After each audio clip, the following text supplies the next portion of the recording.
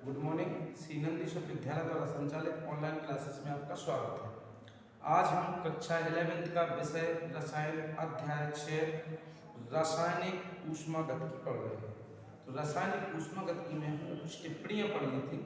उसके बाद अब हम आ रहे हैं ऊष्मागतिकी का द्वितीय नियम, ऊष्मागतिकी का तृतीय नियम एवं गिब्स ऊर्जा अथवा सिद्ध करने के लिए डेल्टा एच बराबर डेल्टा जी बराबर delta H minus delta S सिद्ध कीजिए। एक क्वेश्चन हो कि डेल्टा एच बराबर delta U plus delta N R T उत्क्रमणीय अपक्रिया व अनुत्क्रमणीय अपक्रिया के अंतर है क्या।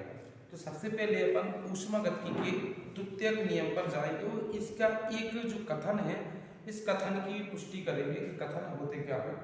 तो सबसे पहले ऊष्मागतिकी का द्वितीयक नियम। देखिए ऊष्मागतिकी का जो द्वितीयक नियम है वो सबसे पहले क्लॉसियस नामक वैज्ञानिक ने दिया था। इनका मत था, ये अपना भी ये मत है कि स्वतः ही जो ऊष्मा है स्वतः ही यह अपने आप बिना किसी बाहरी साधन की सहायता से किसी वस्तु जिसका कम ताप हो उसकी ओर अधिक ताप वाली वस्तु पर प्रवाहित नहीं हो सकती है।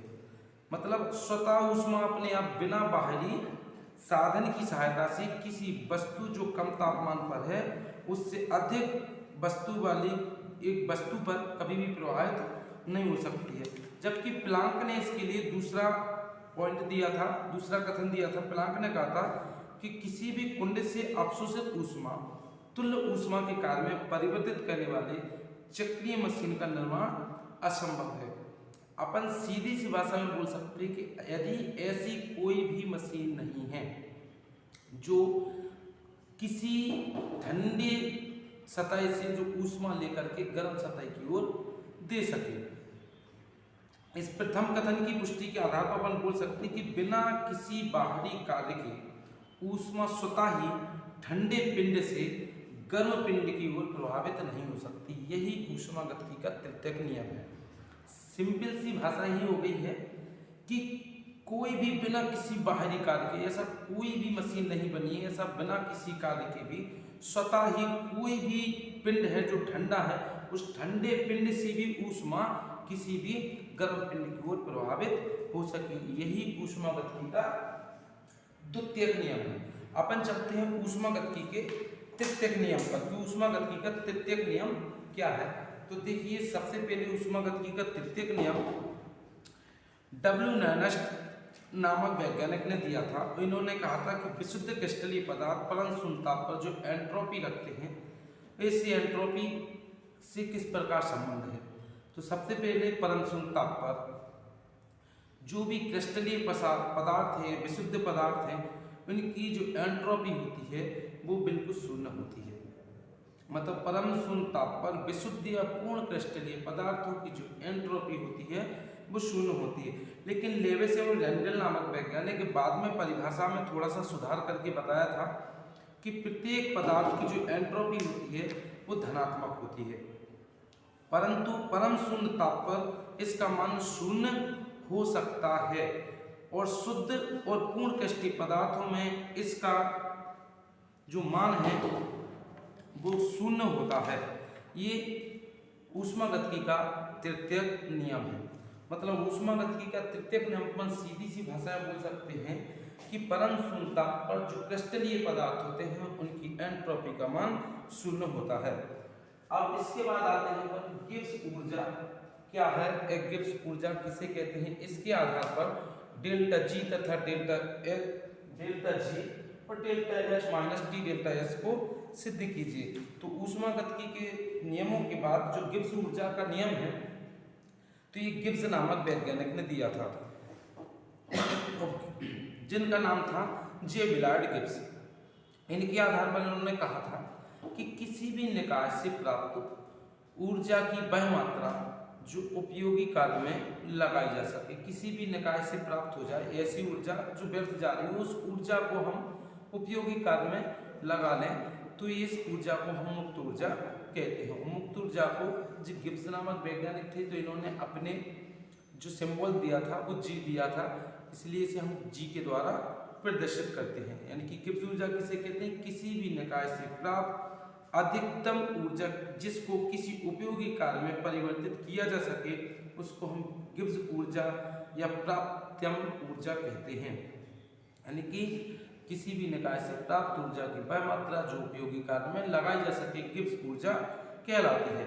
अगर हम सरल शब्दों में कहें तो यह किसी निकाय को उपयोगी कार्य करने की क्षमता के बारे में जानकारी प्रदान करती है। इसे हम जी के द्वारा प्रदर्शित करते हैं।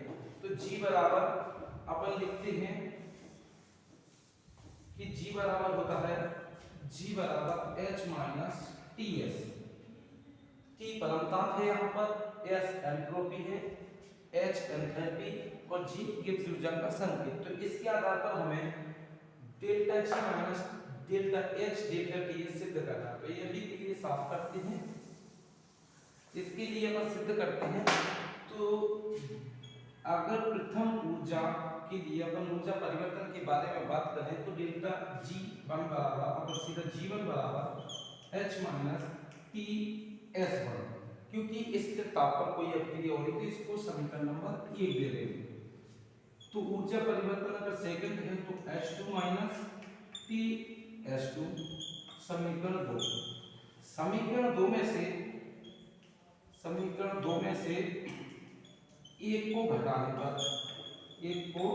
घटाने पर अब जब घटाएंगे तो G2 माइनस G1 बराबर H2 माइनस TS1 घटा रहे हैं तो माइनस लाएंगे H minus TS1। Delta G2 minus G1 को अपन डेल्टा G लिख सकते हैं और H2 माइनस TS1 इसको ब्रैकेट में खोलेंगे तो H1 माइनस की जगह प्लस हो जाएगा माइनस से TS1, सॉरी ये H2 है। तो G डेल्टा G बराबर हम एंथैल्पी को पास में लाएंगे तो H2 minus H1 minus TS1 sorry TS2 था TS2 प्लस TS1।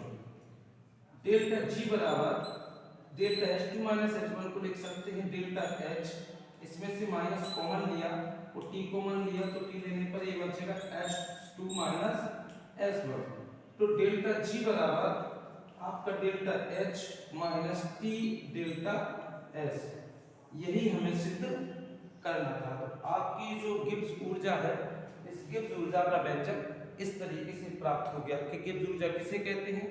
किसी निकाय से प्राप्त ऊर्जा की वह मात्रा जो अधिकतम और उपयोगी कार्य में लगाई जा सके गिब्स ऊर्जा कहलाती है। तो गिब्स ऊर्जा डेल्टा जी बराबर delta H minus T delta S सिद्ध कीजिए। तो इस प्रकार आपका ये व्यंजक सिद्ध हो गया। तो ये सिद्ध करने का सबसे आसान तरीका है।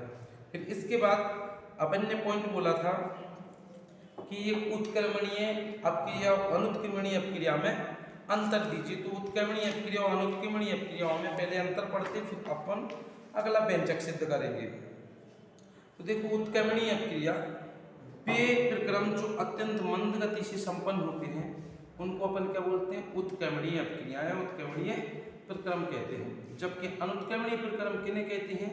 मतलब वे प्रक्रम जो अपेक्षाकृत शीघ्रता से ही संपन्न हो जाते हैं अनुत्क्रमणीय प्रक्रम कहलाते हैं। मतलब वे प्रक्रम जो अत्यंत मंद गति से होते हैं संपन्न होते हैं वो तो होते हैं उत्क्रमणीय प्रक्रम। जो शीघ्र गति से संपन्न होते हैं, शीघ्रता से संपन्न होते हैं वो अनुत्क्रमणीय प्रक्रम कहलाते हैं।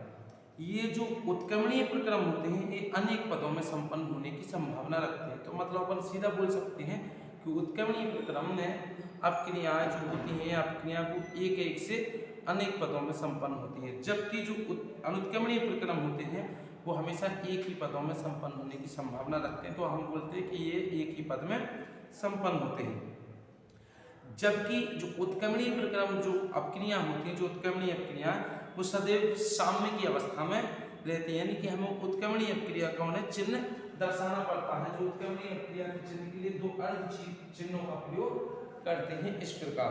तो ये हमेशा साम्य की स्थिति में संपन्न होती हैं। ये तंत्र साम्य में कभी नहीं रहता। जो अनुत्क्रमणीय प्रक्रम होता है उसके लिए ये कभी भी साम्य अवस्था में नहीं रहता। जो उत्क्रमणीय प्रक्रम है इसमें अधिकतम कार्य का ज्ञान कर सकते हैं, जबकि जो अनुत्क्रमणीय प्रक्रम होता है इसमें अधिकतम कार्य का ज्ञान नहीं कराते हैं। और जबकि उत्क्रमणीय प्रक्रम जो होते हैं यह केवल काल्पनिक होते हैं, जबकि अनुत्क्रमणीय प्रक्रम केवल वास्तविक होते हैं। तो इसके आधार पर हम एक एग्जाम्पल लेते हैं। उत्क्रमणीय प्रक्रम के लिए अपन बोलेंगे H2O, अगर ये लिक्विड है तो उत्क्रमणीय क्रिया का निशान, और H2O यहाँ पर अपन लिक्विड की जगह पर गैस बोल देंगे। तो गैस बोलने के पश्चात आपके लिए दूसरा एग्जाम्पल अगर आप बोलेंगे उत्क्रमणीय के बाद अनुत्क्रमणीय क्रिया था, तो अनुत्क्रमणीय क्रिया में केवल एक ही चीज दर्शाएंगे, जिसे अपन बोल सकते हैं कि BaCl2 प्लस H2SO4। जब H2SO4 तो एक ही दिशा में संपन्न होती है, तो केवल एक ही क्रिया बोलेंगे, तो अपन बन जाएगा barium sulphate plus HCl gas, तो इसके लिए संतुलित कर दिया। इस प्रकार यह क्रिया आपकी संपन्न हो जाती है। फिर इसके बाद अपन देखते हैं जल्दी से कि एक अपन को व्यंजक सिद्ध करना था, तो ये व्यंजक आपका सिद्ध हो जाएगा। इसमें लिखा था डेल्टा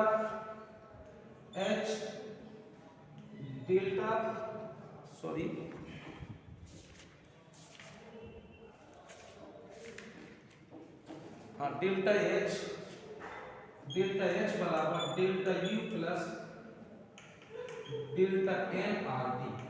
इसके लिए सिद्ध करने के लिए आप सिद्ध कर चुके थे एक बार कि डेल्टा H बराबर आपने सिद्ध किया था delta U plus P delta V। एक आपकी पूर्व के अनुसार एक व्यंजक था, उसके आधार पर आपने सिद्ध किया था। इसका नाम आप समीकरण 1 दे दीजिए। इसी के आधार पर हम गैस समीकरण का प्रयोग करते हैं। गैस समीकरण PV बराबर nRT के द्वारा। जब PV बराबर nRT के लिए सिद्ध करते हैं तो इसके लिए अपन P डायरेक्ट लिख देंगे कि P डेल्टा V बराबर आपका जो उत्तर आएगा वो आएगा डेल्टा nRT। इसको समीकरण 2 नाम दे देंगे। तो इसी के आधार पर डेल्टा H बराबर delta U P delta V की जगह अपन डेल्टा nRT रख देंगे। इसी प्रकार आपका व्यंजक भी दूसरा वाला ये सिद्ध हो जाएगा। तो आपका अध्याय 6 आज समाप्त हुआ। आप अपना वर्ग कंप्लीट कर लीजिए। आपके लिए अब अगले वीडियो से 7 अध्याय की वीडियो प्राप्त होगी। किसी भी समस्या का समाधान हो तो संबंधित टीचर से आकर के विद्यालय में संपर्क कर सकते हैं। Thank you.